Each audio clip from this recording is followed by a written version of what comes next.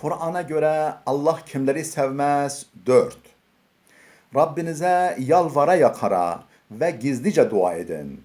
Bilesiniz ki o haddi aşanları sevmez. Bağıra bağıra dua etmek, makul olmayan veya günah olan şeyleri istemek, secili ve kafiyeli sözlerle, yapmacık ifadelerle dua etmek vesaire duada haddi aşmak sayılır.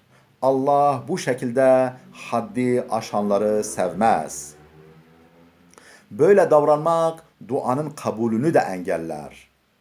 Bir kavmin hainlik yapmasından korkarsan sen de onlarla yaptığın antlaşmayı aynı şekilde bozduğunu kendilerine bildir.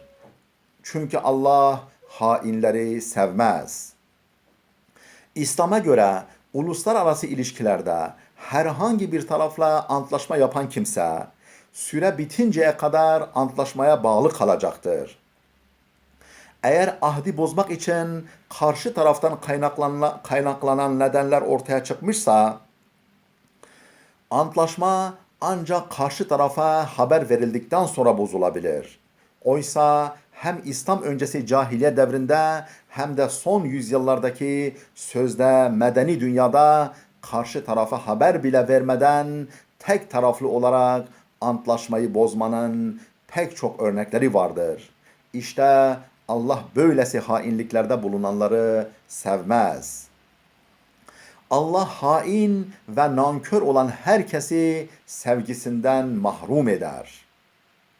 En büyük hainlik Allah'a verilmiş sözü tutmamak, emir ve yasaklarında onun sözünü dinlememektir.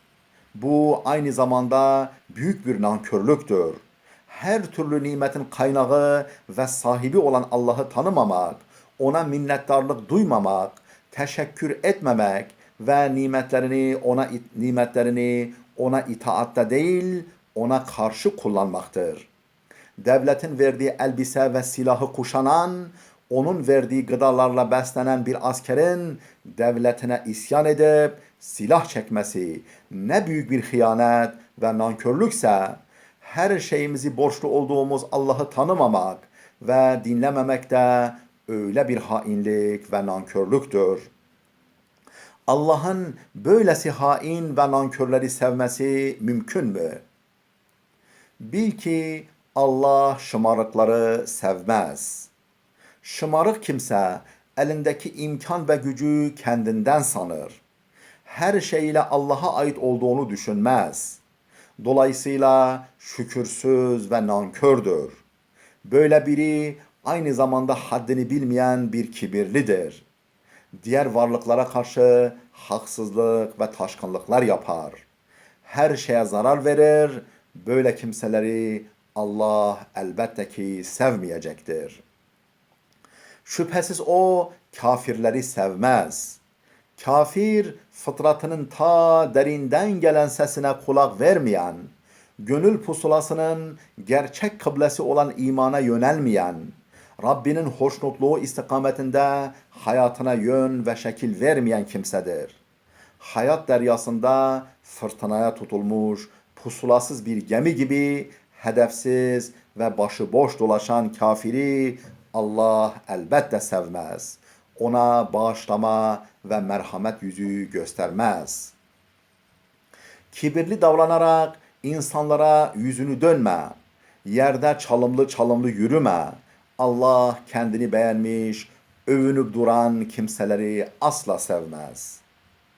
Ayette sadece insanları küçük görerek onlardan yüz çevirmek tasrih ediliyorsa da sözlü olarak veya hakaret ifade eden daha ağır davranışla da onları küçümsemek haydi bu yasağa dahildir. Nasıl ki anne babaya öf deme yasağı onları dövmeyi ve sövmeyi öncelikle içine alıyorsa, burada da aynı durum söz konusudur. Yeryüzünde çalım ile yürüme ifadesi kinayeli bir temsil olup büyüklenme ve kurulmanın yasaklığını ifade ediyor. Dolayısıyla sözle veya başka davranışlarla insanlara karşı büyüklenme de yasaktır.